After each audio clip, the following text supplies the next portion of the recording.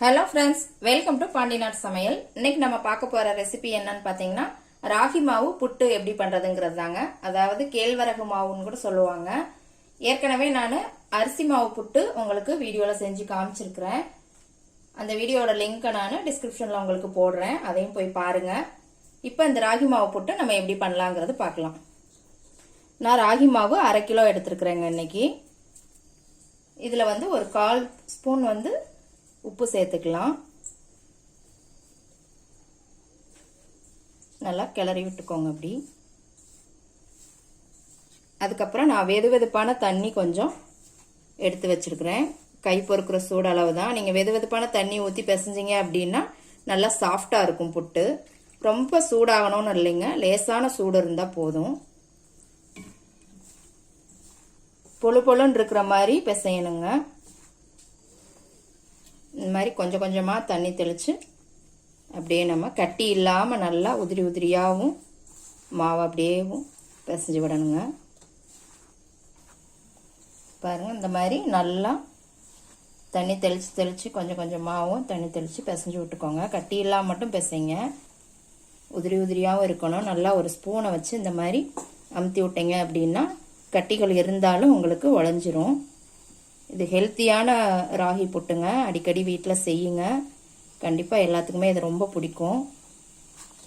இந்த மாவு நல்லா பிசைஞ்சிட்டோம் அப்படிங்கிறதுக்கு நீங்கள் இந்த மாதிரி பிடிச்சா புடி விழுகணும். அதே மாதிரி உதுத்து விடுறதுக்கும் பொழு பொழுன்னு இந்த மாதிரி உதுத்து விடுறதுக்கு வரணும். இதுதான் கரெக்டான மாவு பிசைஞ்சதுக்கான பதம். இது நம்ம இன்னைக்கு இட்லி பாத்திரத்தில் தான் வேக வைக்க போகிறோம். இந்த மாதிரி ஒரு இட்லி தட்டு எடுத்துக்கோங்க. அதில் மேலே ஒரு துணி போட்டுக்கோங்க. நம்ம இதில் தான் இன்னைக்கு வேக வைக்க போகிறோம். மாவை இதில் எல்லாத்துலேயும் போட்டுக்கலாம். நான் இட்லி பாத்திரத்தில் இந்த தட்டை வச்சுட்டேங்க. தண்ணி இட்லி பாத்திரத்தில் நல்லா கொதிக்கவும் அதுக்கப்புறமா தட்டு வைங்க. இப்போ இது ஒரு 15 நிமிஷமாவது வேகணுங்க. தட்டு போட்டு மூடி வச்சிடலாம். இப்போ 15 நிமிஷம் ஆயிடுச்சுங்க. நம்ம வெந்துருச்சா அப்படிங்கிறத பார்த்துடலாம். பாருங்க, இந்த மாதிரி தொட்டு பார்த்தோம் அப்படின்னா நல்லா திரண்டு வரணும். கையிலையும் ஒட்டக்கூடாதுங்க. பாருங்க, நல்லா சூப்பராக வெந்துருச்சு. இப்போ இதை நம்ம ஒரு பிளேட்டில் மாற்றிடலாம்.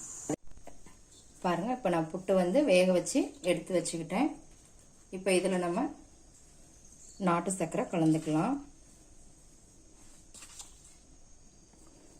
நான் இன்னைக்கு நாட்டு சக்கரை பாதி சுகர் பாதி சேர்த்துக்க போகிறேன். ரெண்டும் கலந்து சாப்பிடும்போது சூப்பர் டேஸ்ட்டாக இருக்கும். நீங்கள் தனித்தனியானா கூட நீங்கள் போட்டுக்கலாம். இது ரெண்டுமே மிக்ஸ் பண்ணி சாப்பிடும்போது இன்னும் டேஸ்ட்டாக இருக்கும். இதோட தேங்காய் துருவலையும் நம்ம சேர்த்துக்கலாம்.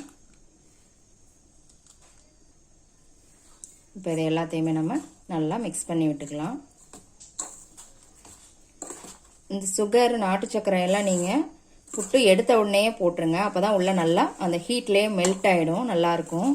இதோட நீங்கள் நெய் விட்டும் கூட கிளறிக்கலாம், நல்லெண்ணெய் விட்டும் கிளறிக்கலாம். இன்னும் சூப்பராக இருக்கும், டேஸ்ட்டாக இருக்கும். சூப்பரான ராகி மாவு புட்டு ரெடி ஆயிடுச்சுங்க.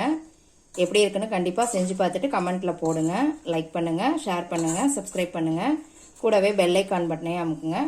நாளைக்கு மறுபடியும் வேற ஒரு ரெசிபியோட சந்திக்கலாம் ஃப்ரெண்ட்ஸ். அன்போடு சமைத்து ஆனந்தமாய் உண்டு இன்பமாய் வாழுங்கள். வாழ்க வளமுடன்.